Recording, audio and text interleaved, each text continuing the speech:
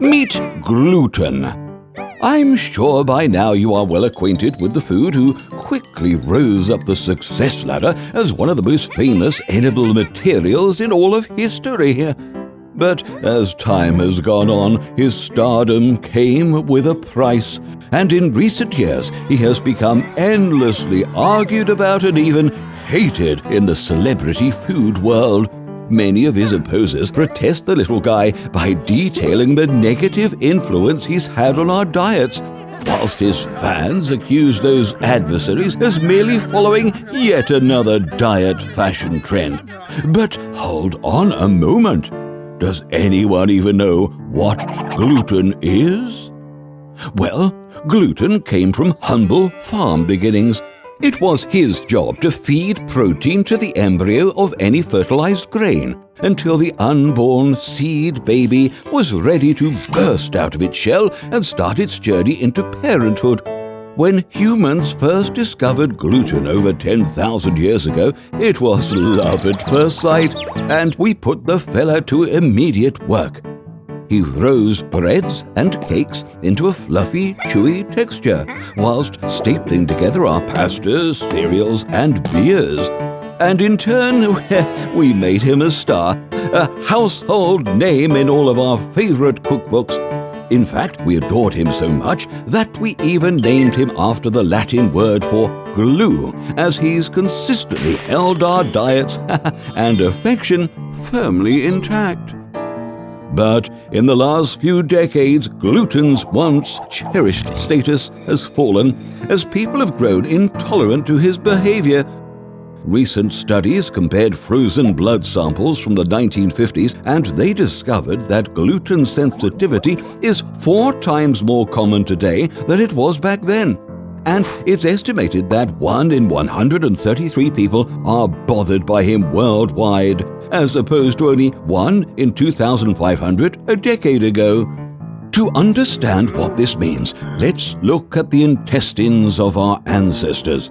As you can see, ancient stomachs were very hospitable and cooperated with gluten just like any other form of happy nutrients. He got eaten, shook hands with the regular digestion process, and submissively broke down to be distributed to all the parts of the body summoning his services. But the trouble started when gluten's popularity went to his head. He began to feel quite comfortable within certain intestines and set up home, overstaying his welcome and refusing to follow the classic digestion script. Well, naturally, this stubborn visitor annoyed the guts so much that they set off the alarm to evict our gooey guest. A war was declared. The body's natural defenses moved into attack. The stomach turned into a battlefield, and an uncomfortable reaction was developed, leaving certain human hosts feeling nauseous, congested, and, well, highly irritable all over. However, for some, the complications from this tummy fight may take a much more severe turn when the mother immune system becomes so furious with the stomach's constant distress calls that she decides enough is enough and goes into a blind rage, blasting the entire scene without restraint in an attempt to eradicate the problem by any means necessary. This careless, abnormal immune response unbiasedly zaps all proteins alike, and the nutrient rations are left so scarce that our organs and joints cannot receive their regular health package. And the consequences of this can be devastating. Side effects may include constipation, fatigue, rashes, depression, migraines, cancer, arthritis, schizophrenia, dementia, and even death. Which is why the solution seems so simple. Get rid of gluten entirely. The war is won. The Gut Society finds peace once again, and the land is restored back to its harmonious ways. Which sounds all fine and good, but it still doesn't explain what exactly happened back there. If we've been eating gluten for so many thousands of years, why has this fruitful partnership turned sour only now? And the unfortunate truth is, nobody really knows. We do have plenty of theories, though. For starters, modern wheat is not what it used to be. Thanks to new farming techniques of genetically breeding different plants together, the proportion of gluten in our current crops has mutated substantially, and the modern accelerated process that follows is also somewhat worrying. Firstly, in order to help the flour last much longer, the farmers kicked out the vitamin-loaded reproductive parts of the plant. Secondly, our bread used to be fermented, functioning as a thriving home for neighborly bacteria. But raising a healthy colony of microorganisms was deemed too time-consuming, and so they got fired too. And finally, up until the 19th century, our wheat was mixed with other grains, beans and nuts. But for whatever money-making purpose, this idea has also since been scrapped. All of which results in a refined wheat flour that's only existed for 200 years, feeding the planet more gluten than ever before, with much less of the previous natural gluten defenses included.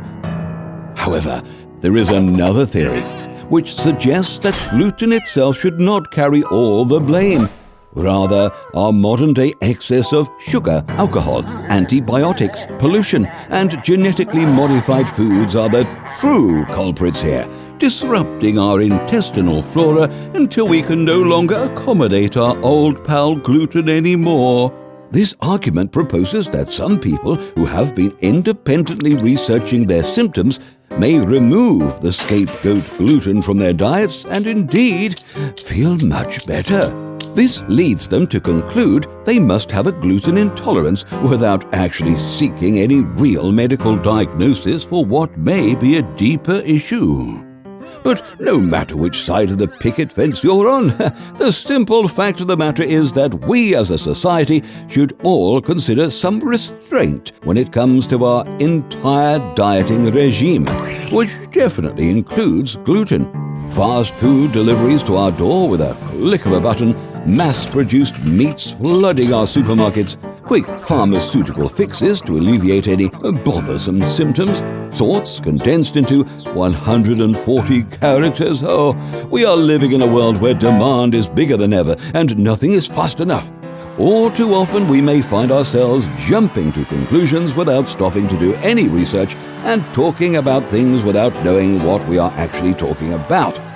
As a suggestion, perhaps we should all just slow down and even consider ourselves responsible for what has happened to poor gluten's career, hesitating before pointing fingers at something that is, at the end of the day, a simple gloop of protein.